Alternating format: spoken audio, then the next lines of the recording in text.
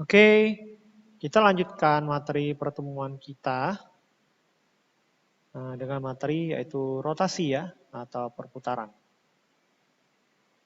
Oke, materi kita tentang rotasi itu adalah berputar ya. Jadi ada suatu titik yang akan diputar terhadap titik pusat tertentu. Ya, jadi contoh misalkan gambar bunga mawar di sini. Di sini untuk gambar A, bunganya menghadap tegak ke atas. Untuk gambar B, bunganya menghadap ke kanan. Untuk gambar C, bunganya menghadap ke kiri. Nah, ini adalah contoh transformasi geometri jenis perputaran. Contoh ada trapesium, ya. Kita akan putar ya sebanyak 90 derajat. Oke, dengan pusat rotasi di sini. Ya, maka akan kita dapatkan hasil bayangan rotasinya adalah seperti gambar berikut yang berwarna biru. Ya. Nah, perputaran ini kita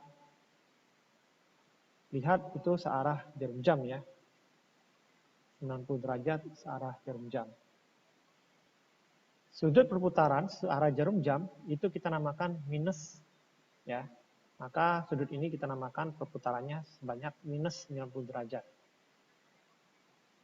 Di sini bisa kita lihat ketentuannya.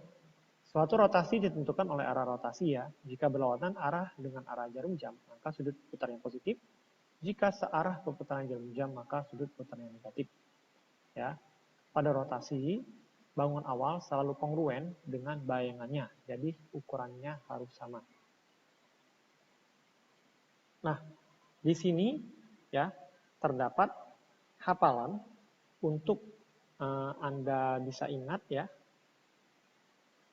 hasil bayangannya bila diputar besar berapa derajat dengan pusatnya di mana dan hasil bayangannya di mana gitu ya.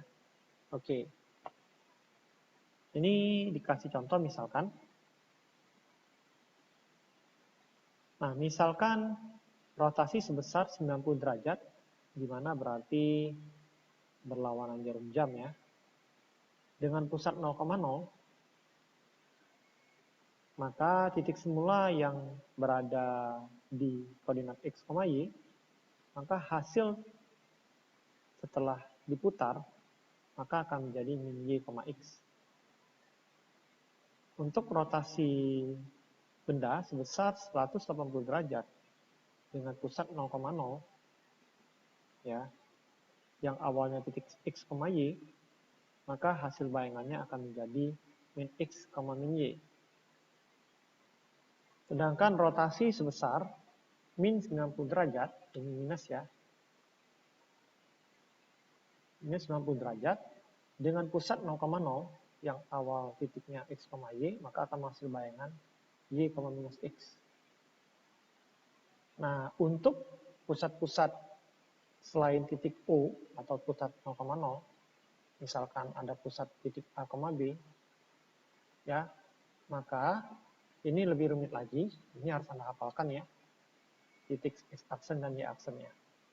Tetapi ada cara cepat sih sebenarnya. Anda bisa juga dengan cara Anda dapatkan seperti berikut misalkan. Saya ambil contoh ya, misalkan rotasi sebesar 90 derajat dengan pusat A, B ya. Jadi kita bisa buat misalkan X aksen ya, Y aksen ya, itu sama dengan oke.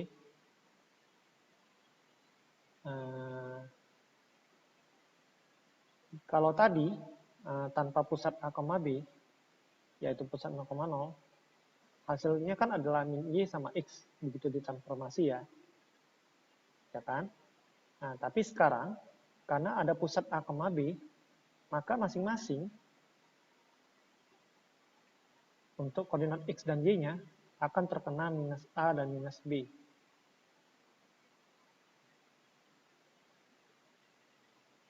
Ya. Maka kita bisa dapatkan X aksennya dengan cara X aksen dikurang A sama dengan minus Y dikurang A. Sehingga akan kita dapatkan X aksen sama dengan minus Y. Oh, ini kita tutup kurung ya, saya lupa ya. Jadi saya tutup kurung, min Y ditambah A gitu ya. Terus ditambah A lagi. Sehingga X aksennya kita akan dapatkan minus Y ditambah 2A.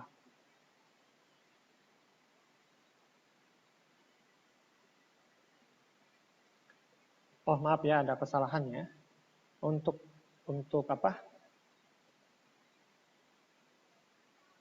Untuk X dan Y-nya saya terbalik ya. Jadi Y-nya itu pasti dikurang B, X-nya dikurang A gitu ya. Jadi Y-nya dikurang B, X-nya dikurang A gitu ya. Jadi ini X aksen dikurang A sama dengan min Y ditambah B. Sehingga kita dapatkan X aksen sama dengan minus Y ditambah B ditambah A gitu ya. Nah, sedangkan untuk Y aksennya sama dengan X kurang A, kita akan dapatkan Y aksen sama dengan X min A tambah B. X min A ditambah B gitu ya. Oke, nah jadi kita harus ingat bahwa pusat A, B itu A akan mempengaruhi terhadap X-nya, sedangkan B juga akan berpengaruh terhadap Y-nya. Ya, jadi X aksen akan dipengaruhi oleh A, Y aksen akan dipengaruhi oleh B, sedangkan di koordinat asli X akan dipengaruhi oleh A, Y akan dipengaruhi oleh B gitu ya. Mudah-mudahan bisa dipahami di sini. Jadi di sini untuk pusat A, B dalam rotasi itu memang agak sulit ya. Jadi kita mesti menghafal gitu ya. Hasil bayangannya dengan rotasi sudut tertentu akan menghasilkan bayangan di mana.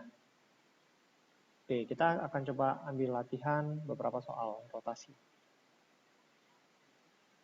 Contoh 1, tentukan koordinat bayangan dari titik P 4,1 oleh rotasi dengan pusat O sejauh 90 derajat.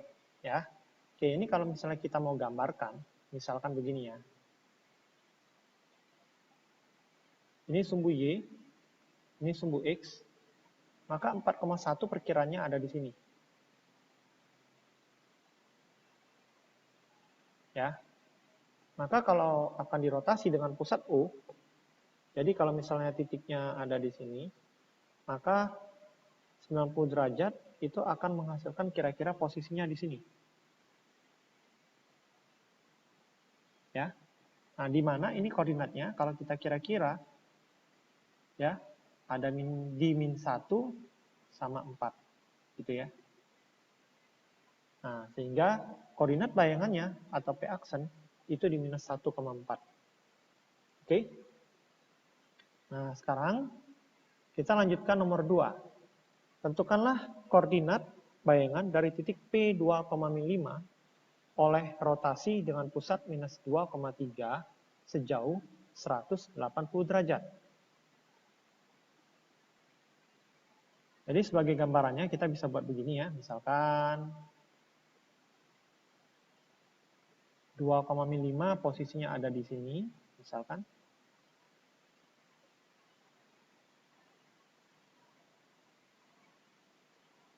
Ya. Pusat minus 2,3 ada di sini. Minus 2,3 ada di sini misalnya. Ya. Ini pusatnya. Maka kalau rotasi ya titik P akan dirotasi terhadap titik pusat yang ini pusat ya. Sejauh 180 derajat. Nah, kalau sudutnya positif berarti berlawanan jarum jam ya. Jadi titik P akan diputar begitu. Ya. sejauh 180 derajat. Nah, nanti kita akan dapatkan titik P tersebut, ya, bayangannya itu akan menjadi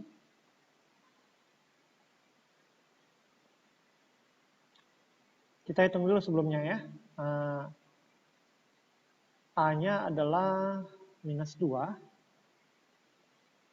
B-nya adalah 3 ya.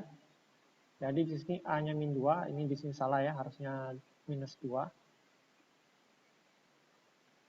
Oke, terus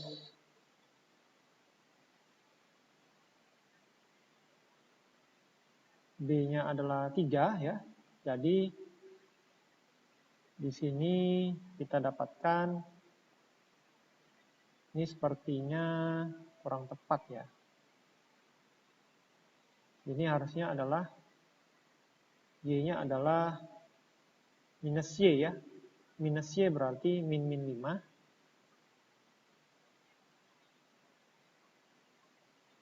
Ditambah dengan 2 kali B. Tambah dengan 2 kali 3 ya. Berarti X-nya kita dapatkan minus 2 ditambah minus 4. Y-nya kita dapatkan 5 ditambah 6. Sehingga koordinat bayangan P aksennya adalah min 6 dan 11. Ya. Ini kalau kita lihat dengan gambar, maka harusnya nanti garisnya itu akan naik ke sana, gitu ya. Nah, sehingga kita akan dapatkan min 6,11. Ya.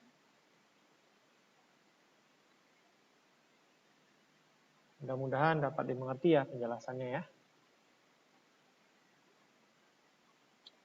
Oke, soal selanjutnya misalkan, nomor 1, tentukan koordinat bayangan dari titik P minus 3,2 oleh rotasi dengan pusat U sejauh 180 derajat. Oke, kita cek ya di sini.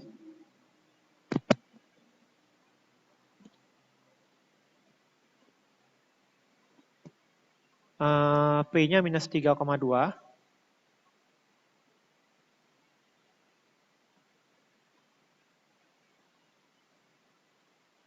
Ya, rotasinya adalah 180 derajat. Kalau positif berarti berlawanan jarum jam ya. Oke. Nah, ketentuan dalam rotasi 180 derajat berlawanan jarum jam adalah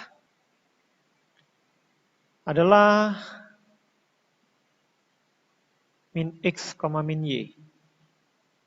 Ya, sehingga kita akan dapatkan P aksennya adalah plus 3 dan min 2.